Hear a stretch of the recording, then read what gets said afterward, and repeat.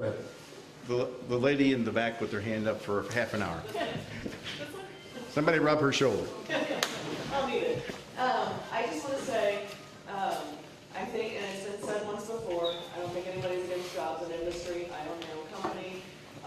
I like to provide a good workplace for my 25 employees with good benefits, and so that they can enjoy their families and they have health care, and I'm certainly not against that. One thing I have to question though, you mentioned Tierra de Abbey's, which I love. I love the vineyards, looked at some houses back there, you know, for exit strategies. And, you know, and it is adjacent to the industrial court. However, I believe Carondelet is electric. They run 2 shifts, day shift, evening shift. I know from the St. Gobain, my husband works there, they do work swing shift. They're run by gas. And electric. No 24-hour trains going in and out. So I think we can see the difference between the 2 industrial courts or the 2 industries or the types of industries that are in Keighley compared to what we're bringing into Crystal City and the concern. How many of those places by Tierra Abbey are run by coal? Well, Doe Run is run by coal, but in the I-55 Business Park, they're gas and electric. Okay, so Tierra de Abbey's doesn't have to deal with any of that. Right. What about the constant noise that a rail loop would bring in? How many of the industries located in Peevely have that type of noise level or? Well, we have 2 tracks. You know, in Peevely, you have the only place in the interstate highway system where the on-ramps onto the highway both terminate over a railroad bridge, and that's in Peevely because we have the UP and the Burlington both coming through there, and they run 24 hours a day. So we have trains come through all the time. You know, they stop at Dow Chemical all the time. It just depends on when that tank car happens to hit Dow Chemical that they drop it off, because Dow doesn't have anything to do with the dropping of the car. That's the railroad that does that. So they do run 24/7. Okay, and again, back to Tierra de Abbey's gorgeous homes, worth a lot of money. How close is the closest home to that railroad that runs 24 hours?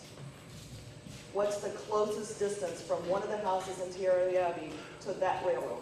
Well, to the east, you have a farm that lays Greystone, lays between Tierra de Abbey and the UP line. To the west, you've got St. Gobain that lies between and the industrial park. So it's across the industrial park. It runs right through town. Okay. So And I think that's the difference that we're concerned about.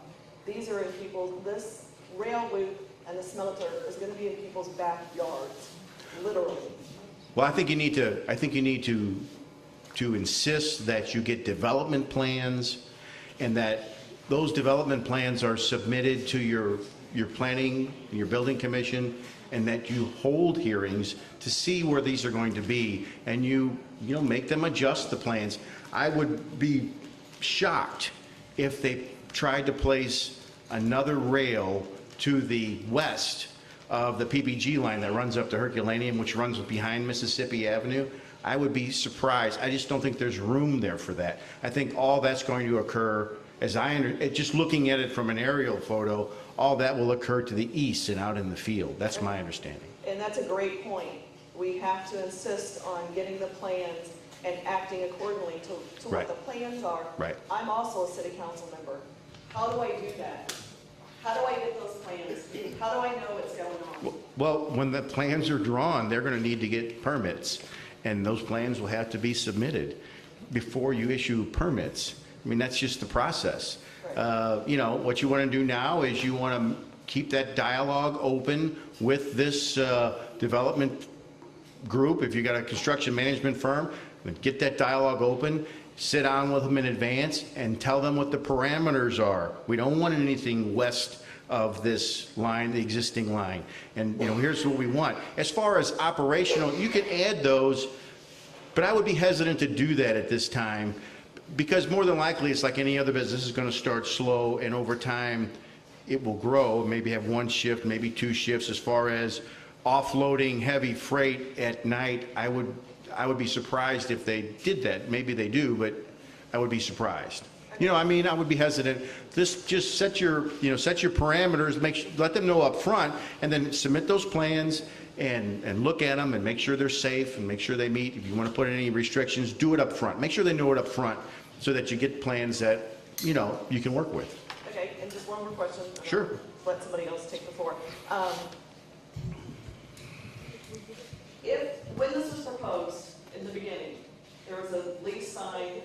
The Crystal City owns the property. They signed the lease with Wings, knowing or anticipating that the smelter was going to happen. Should there have been some sort of formal presentation or business plan saying, look, this is what I want to do. This is what I'm looking at doing before that happened. And, I guess if that did happen, wouldn't that be step one to allowing us to start the process that you're talking about where we can stay on top of things and know what's going on and have control? I can't speak to the past. All I can tell you is you have, when every company comes, they come different. They don't all come the same. Typically, classic example, Edge Manufacturing, I got a call, we got 4 guys, they're in the air, they're flying, and they want to see a site. I had no idea what I was going to show them or what they were going to do, and they came in, and within a week they had bought the land. Sometimes these things happen very quickly. Sometimes they're very guarded. Sometimes they're very open.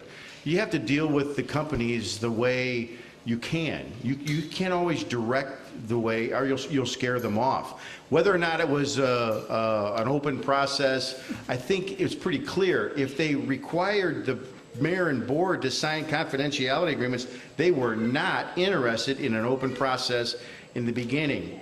For whatever reason, it might have been inexperience. It might have been a bad experience in the past. I don't know what the reason is. I have no idea. I would have had to be a mouse in their pocket. All I know is it didn't happen, and so here we are today with the possibility of a $500 million investment in Crystal City. I think that's pretty incredible. I mean, I really do. And I think y'all obviously are all active, and you need to stay active, and you have a great opportunity to make sure that this gets done right. Move forward from here. Don't live in the past. I really can't speak to the past, so, okay? You've been at it an hour now, Chuck, so. That's right. Okay. I'll make sure everybody has the opportunity. Yes, ma'am.